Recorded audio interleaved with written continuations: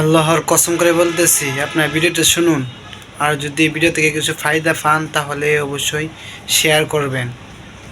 পাকিস্তানি একজন মুসলিম যুবক, সে সব সময় অ্যাডাল্ট ভিডিও দেখতো। তার এই গুনাহের কারণে তার কি করুণ পরিণতি হয়েছিল আপনি যদি এটা শুনেন, আপনার কলিজাটা কেঁপে উঠবে।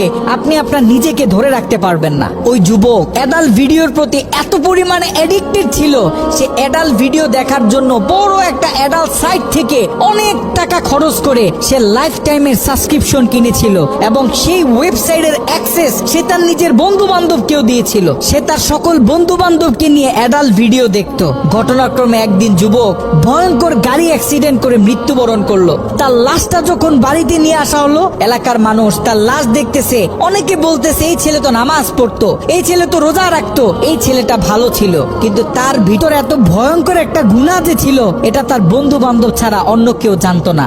সকলে মিলে তাকে দাফন করে যখন বাড়িতে চলে আসলো, ওই ছেলের মা গভীর রাত্রে মোনাজাতে আল্লাহর কাছে দোয়া করতেছিল, আল্লাহ, আমার ছেলে যদি কোনো ভুল করে থাকে তুমি আমার ছেলেকে ক্ষমা করে দাও। আমার ছেলের কোনো গুনাহের কারণে তুমি তাকে জাহান্নামে দিও না, তার কবরটাকে জান্নাতের টুকরা বানায় দাও। দোয়া করতে করতে মা এক পর্যায়ে ঘুমিয়ে পড়লো।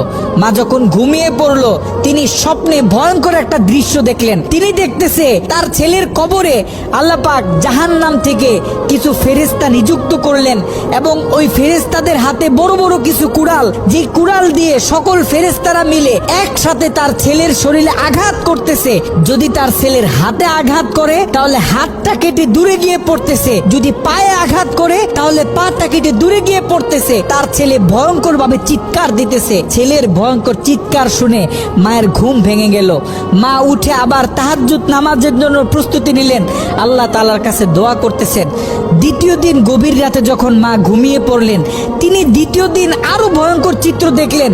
যেখানে প্রথম দিন 8 থেকে 10 জন ফেরেশতা দিয়ে আল্লাহ পাক তার ছেলের উপর আযাব দিতেছিলেন, সেখানে দ্বিতীয় দিন 30 থেকে 40 জন জাহান্নামী ফেরেশতারা তার ছেলের উপর আযাব দিতেছিল। তার মা আরো ভয় পেয়ে গেল। তৃতীয় দিন গভীর রাতে ওই ছেলের মা যখন আবার ঘুমিয়ে পড়লো, তৃতীয় দিন তিনি খেয়াল করলেন 50 থেকে 60 জন জাহান্নামী ফেরেশতারা তার ছেলের উপর আযাব দিতেছে, তার ছেলের উপর আক্রমণ করতেছে, তার ছেলে ভয়ঙ্কর ভাবে চিৎকার দিতেছে। দিন যত বাড়তেছে আল্লাহ পাক জাহান্নাম থেকে তত বেশি ফেরেশতা তার ছেলের উপর নিযুক্ত করতেছে। মা ভয় পেয়ে গেলেন, মা ভেঙে পড়লেন। ওই ছেলের মা ছেলের বন্ধুদেরকে একদিন ডাক দিলেন, ডাক দিয়ে বলতেছে, দেখো, আমি আমার ছেলের উপর দিয়ে এই ভয়ঙ্কর স্বপ্ন দেখতেছি। তোমরা যাও কোনো আলেমের কাছে জিজ্ঞাসা করো যে কেন আমার ছেলের সাথে এমন হচ্ছে। ওই ছেলের বন্ধুরা মিলে পাশের বড় একটা মাদ্রাসায় চলে গেল। ওই মাদ্রাসায় ছিল একজন শাইখুল হাদিস। তার কাছে গিয়ে যখন পুরো স্বপ্নটা ব্যাখ্যা করা হলো, শাইখুল হাদিস স্বপ্নটা শুনে তিনি থরথর করে কাঁপতেছিলেন। শাইখুল হাদিস ওই ছেলের বন্ধুদেরকে জিজ্ঞাসা করতেছে, তোমাদের বন্ধু দুনিয়াতে থাকা অবস্থায় এমন কি কোনো গুনাহ করত যেই গুনাহ তার মৃত্যুর পরে এখন অন্য মানুষ করতেছে? তখন ওই ছেলের বন্ধুগুলো মাথাটা নিচের দিকে আসামির মতো দিয়ে চোখের পানি ছেড়ে বলতেছে, হ্যাঁ, আমাদের বন্ধু এমন একটা গুনাহ করত যেই গুনাহটা সে পৃথিবী থেকে চলে যাওয়ার পরেও এখন আমরা করতেছি, আমাদের থেকে অন্য মানুষেরা করতেছে, তাদের থেকে অন্য মানুষেরা করতেছে। আমাদের বন্ধু অ্যাডাল্ট ভিডিও দেখতো, সে একটা সাইট থেকে সাবস্ক্রিপশন কিনেছিল, সেই মেইল পাসওয়ার্ড আমাদেরকে দিয়েছিল, আমরা আমাদের বন্ধুদেরকে দিয়েছি, তারা তাদের বন্ধুদেরকে দিয়েছে। এরকম করে এটা আস্তে আস্তে ছড়িয়ে পড়তেছে। ওই আলেম বলতেছে, শোনো, তার এই গুনাহ পৃথিবীতে যত মানুষ করবে, দৈনিক যত মানুষ এই গুনাহের সাথে লিপ্ত হবে, আল্লাহ পাক জাহান্নামের তত বেশি ফেরেশতা তোমাদের বন্ধুর উপর আযাব দেওয়ার জন্য নিযুক্ত করে দিবেন। নাউজুবিল্লাহ। যত সম্ভব পারো তোমরা এই ওয়েবসাইটের অ্যাক্সেসটা বন্ধ করার চেষ্টা করো। ওই ছেলের বন্ধুরা অনেক কষ্ট করে সেই অ্যাডাল্ট সাইটের এডমিনদের সাথে যোগাযোগ করতে সক্ষম হয়। তারা সেই এডমিনদেরকে জানায়, এই অ্যাকাউন্টের যে মালিক সে গত কয়েকদিন আগে মারা গেছে, আমরা চাই এই অ্যাকাউন্টটা চিরদিনের জন্য বন্ধ করে দেয়া হোক। কিন্তু সেই এডমিন প্যানেল থেকে সেই ছেলের বন্ধুদেরকে জানানো হলো যে এটা কোষ কশিন কালেও সম্ভব না। কারণ আমাদের থেকে যারা লাইফ টাইম সাবস্ক্রিপশন নেয় তারা হচ্ছে আমাদের প্রিমিয়াম কাস্টমার।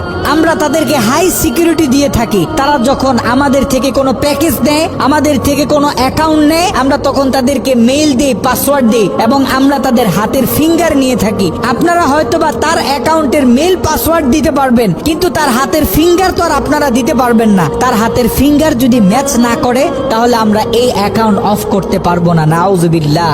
একটু চিন্তা করে দেখেন, ওই ছেলের রেখে যাওয়া অ্যাকাউন্ট থেকে যত মানুষ খারাপ কাজে লিপ্ত হবে, যত মানুষ পর্ন ভিডিও দেখবে, তত গুনাহ তার আমল নামায় যেতে থাকবে।